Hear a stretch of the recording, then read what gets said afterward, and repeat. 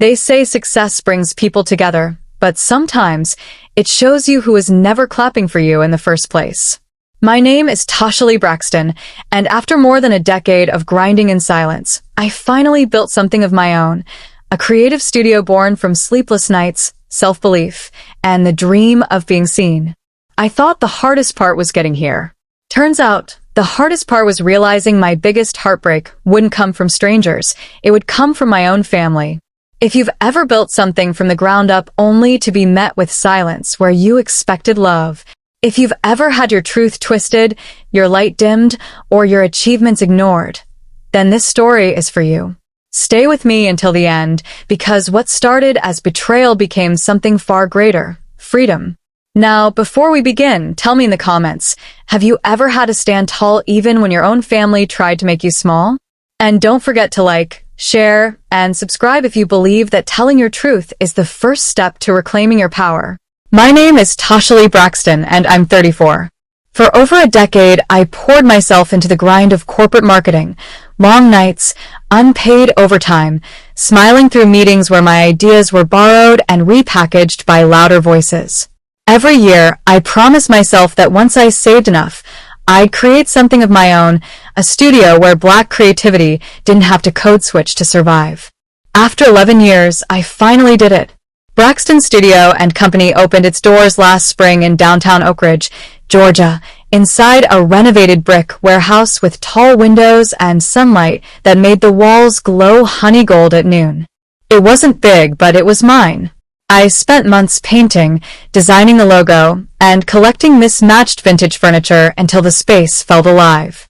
When the launch date approached, I sent out handmade invitations for a soft opening. Family, friends, mentors, everyone who had been part of the journey. I wanted the people who'd watched me struggle to see that I'd built something real. The evening came warm and clear. By 6, my studio lights bathed the room in a soft amber glow, music rolled from the speakers, and guests drifted in wearing bright summer colors.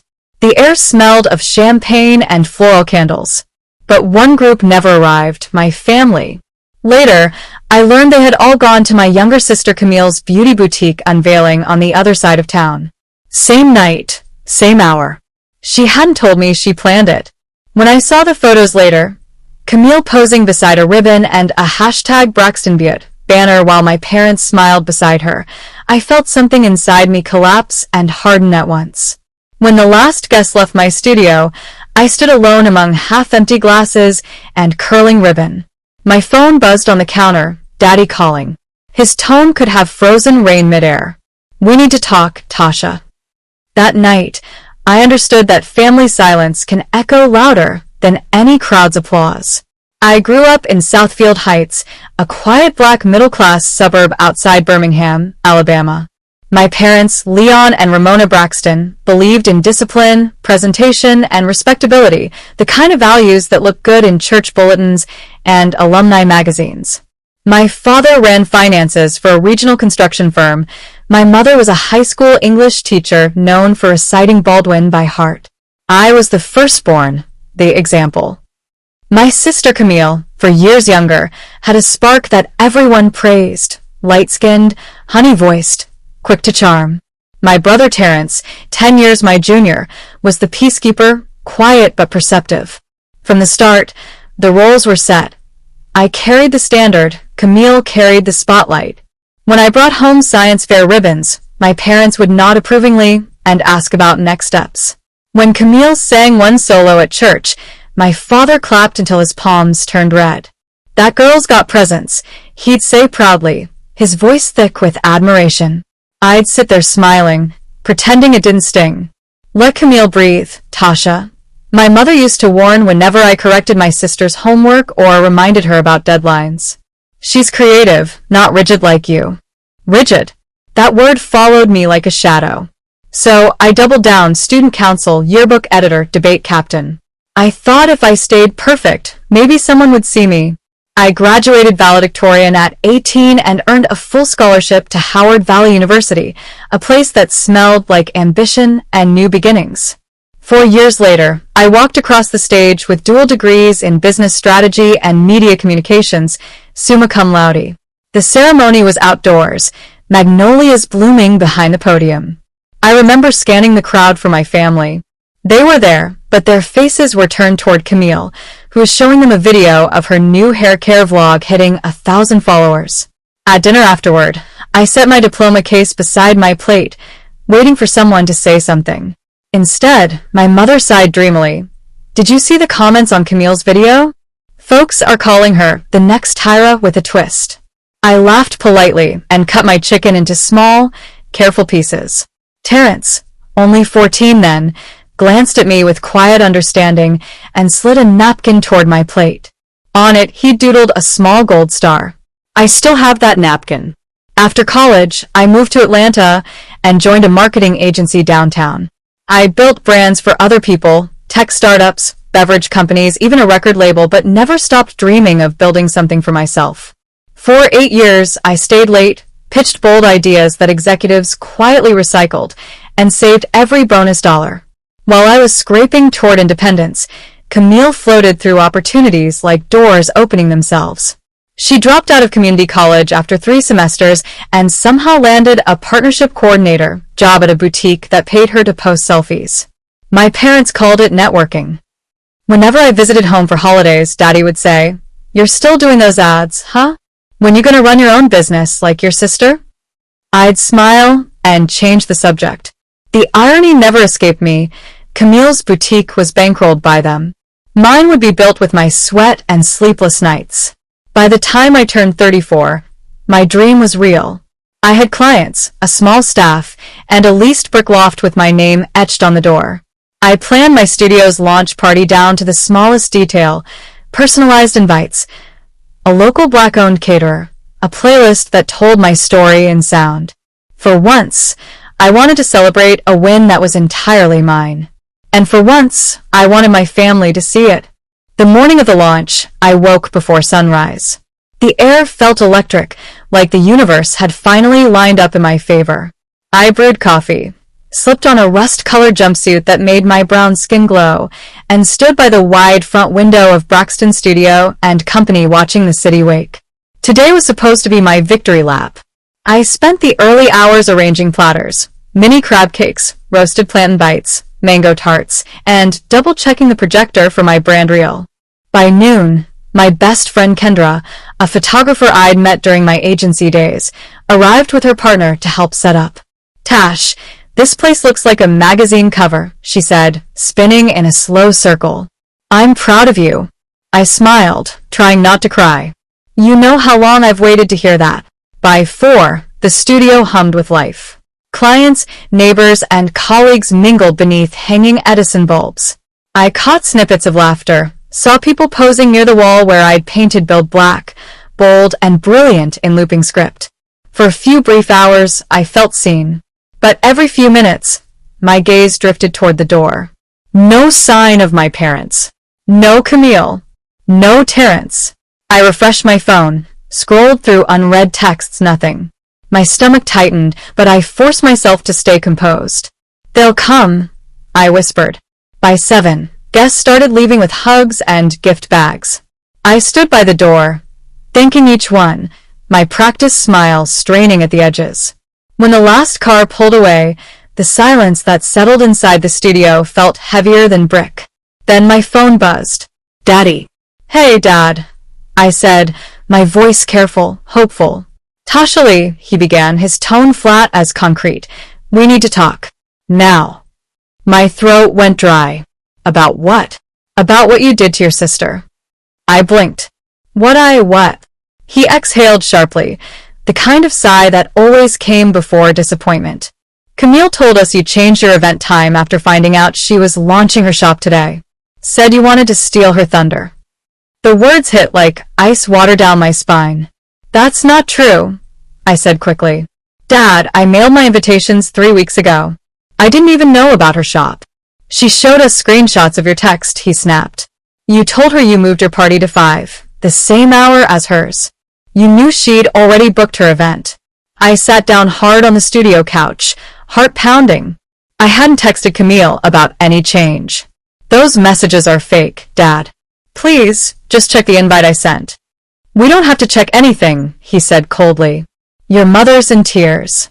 Camille worked hard for this, and you couldn't let her have her moment. You always have to outshine her. Outshine her? I whispered. The word cut deeper than I expected. Dad, I've spent my whole life standing in her shadow. That's not what this is about, he said. You need to apologize to your sister. Something cracked inside me. I looked around the studio, the gold-lettered logo, the flowers beginning to wilt, the untouched table of food, and felt years of exhaustion rise like a wave. For once, I said softly, I did something for myself. And you weren't here. None of you were. But sure, I'll be the villain again. He didn't reply. Just a click, the sound of the call ending. I sat there for a long time, surrounded by the soft glow of success that suddenly felt counterfeit. The walls I'd painted with hope now seemed to close in. When my phone buzzed again, I almost didn't look. Mom calling. I answered anyway. Baby, how could you do this to Camille? She sobbed. You know how fragile she's been about this launch. You knew she scheduled her event for that day. I swallowed hard. Mom, I didn't. Please, look at the invitation. She cut me off. Your father's right. You always have to compete. It's exhausting, Tasha. Why can't you just be happy for your sister for once? When she hung up, I stared at the phone in disbelief. A silence, so thick it hummed, filled the studio. Something deep inside me shifted that night. The kind of shift that happens when you realize no amount of good work, no title, no success can rewrite the role your family has already cast you in. I didn't sleep that night. The glow of the studio lights felt harsh and artificial, like everything good had been peeled away to reveal a truth I didn't want to face. Around 3 a.m., I scrolled back through my texts with Camille, looking for proof that I wasn't losing my mind. There it was. My message from 2 days earlier. Hey Cam, just confirming you're coming by Saturday at 5. Can't wait to see you. Except I'd never typed that. I stared at the timestamp, then at the rest of our conversation. Sudden gaps, fonts slightly off, pieces spliced together. Camille had edited the screenshots. My chest tightened. This wasn't a misunderstanding. It was a setup. The next morning, I drove to her apartment complex in North Ridgeview, a trendy corner of the city my parents helped her afford. The elevator music was soft and deceitful as I rehearsed what I'd say. Keep calm, stay factual, don't give her room to twist it. When Camille opened the door, her hair was wrapped in a silk scarf, and she was wearing a new set of branded pajamas that said Braxton Butte across the chest.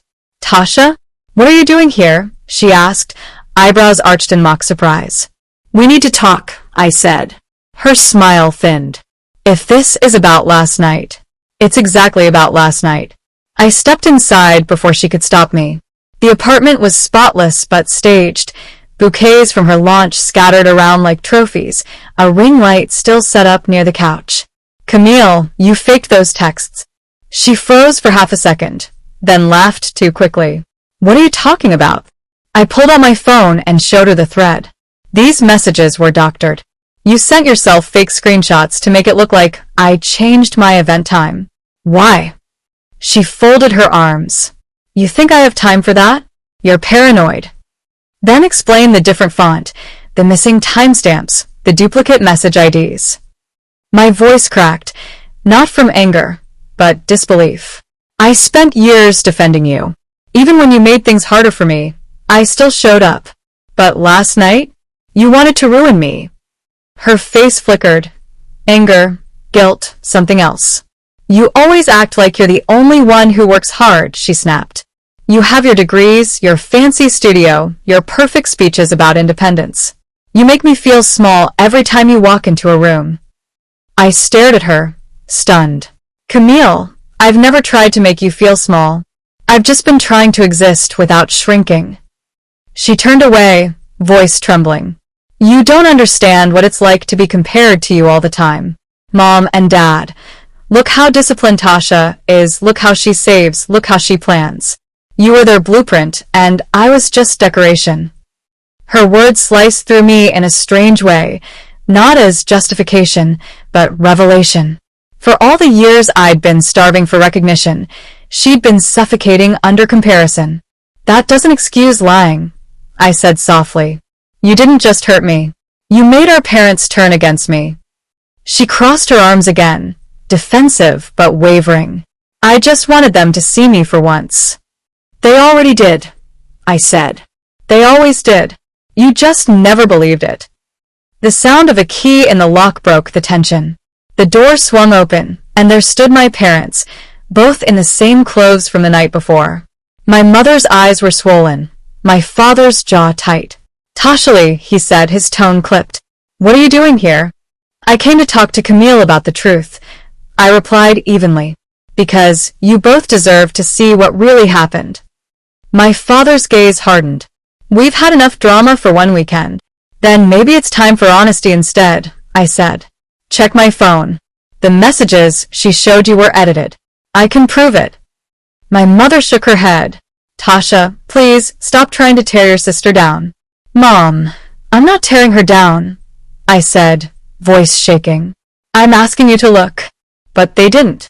My mother put an arm around Camille, whose tears, real or rehearsed, fell quietly.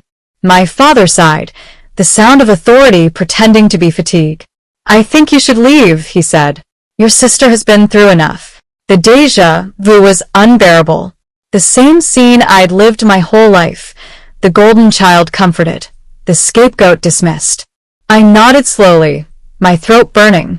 Before I stepped out, I turned once more toward them. You can ignore the evidence, I said quietly, but the truth doesn't disappear just because you refuse to see it. When the door closed behind me, I didn't cry. Not yet. The air outside was heavy, humid, thick with the smell of rain on asphalt.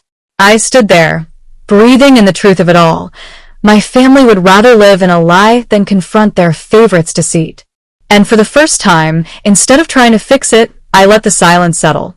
For a few weeks after that day, the silence for my family stretched into something colder than anger. No calls. No messages. No explanations. At first, I replayed every word from that confrontation, wondering if I could have said it differently, softer, better. But then the question changed. Why was it always on me to be softer?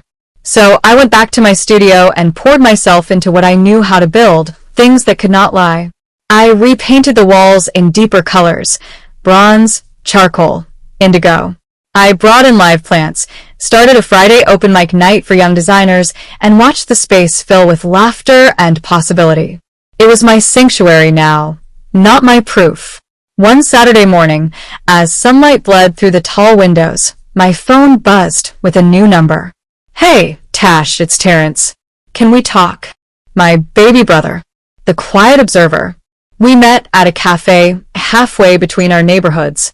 Terrence had grown into his face, broader shoulders, a calm kind of confidence. He looked nervous at first, then relieved when I smiled. I should have come to your launch, he said. I knew something felt off that night, but I didn't want to stir things up. I'm sorry. I nodded. You don't owe me an apology, Terrence. You didn't create this. He sighed. Camille's been doing this stuff for years, Tash. Twisting things, making you look like the bad one. I used to think maybe she didn't mean it, but I found messages on her old tablet, drafts of those fake screenshots. She planned it. I went still. You found them? He nodded, sliding a USB drive across the table. She used a design app to fake the texts. I thought you should know. And I think Mom and Dad should, too. For the first time in months, I exhaled without feeling pain in my chest. Terrence, I whispered, thank you. He smiled faintly. I'm tired of watching the truth get buried. You deserve better than that.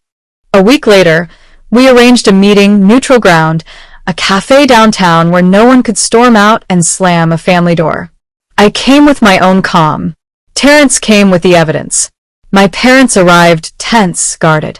Camille walked in last, dressed in soft beige like innocence made tangible. Before anyone spoke, Terrence placed his laptop on the table and opened the files. Mom, Dad, I need you to see this. One by one, the proof filled the screen, layers, metadata, timestamps. My father's expression cracked first, confusion giving way to disbelief. My mother's lip trembled, her hand clutching her purse strap like it might anchor her. Camille's eyes darted everywhere but the screen. Finally, she whispered, "Okay, I did it." Silence. "I didn't think she'd find out," she said, looking at me, her voice breaking.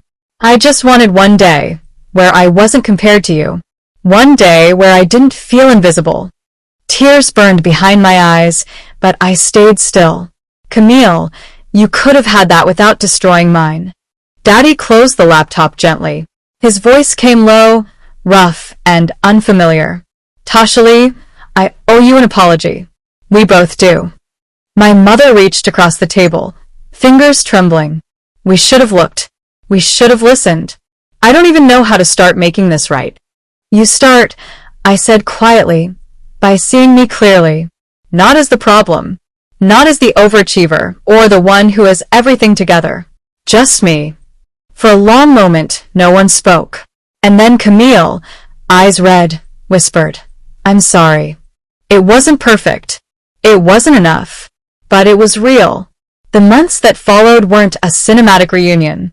Healing came in pieces, cautious visits, slow-building honesty. My parents started showing up at community events I hosted through the studio.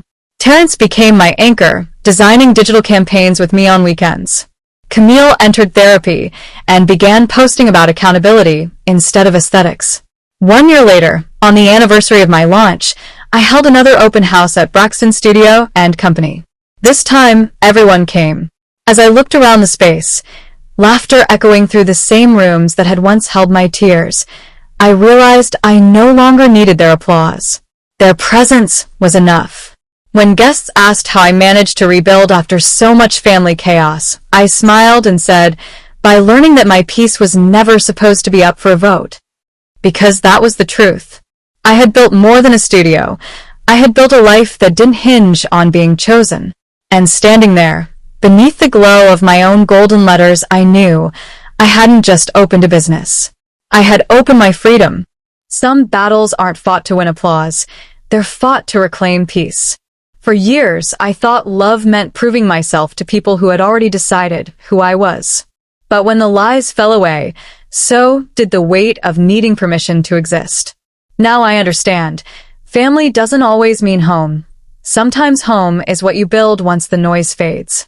If you've ever had to stand in your truth when the people closest to you refuse to see it, if you've ever had to rebuild yourself after being misunderstood or erased, know this. Your worth isn't up for debate, and your peace doesn't require their participation. Tell me in the comments, have you ever had to choose your peace over your family's approval? And if Tashalia's story spoke to you, like, share, and subscribe so more people can hear stories about rebuilding, truth, and Black resilience. Because sometimes, the loudest victory is simply learning to be free.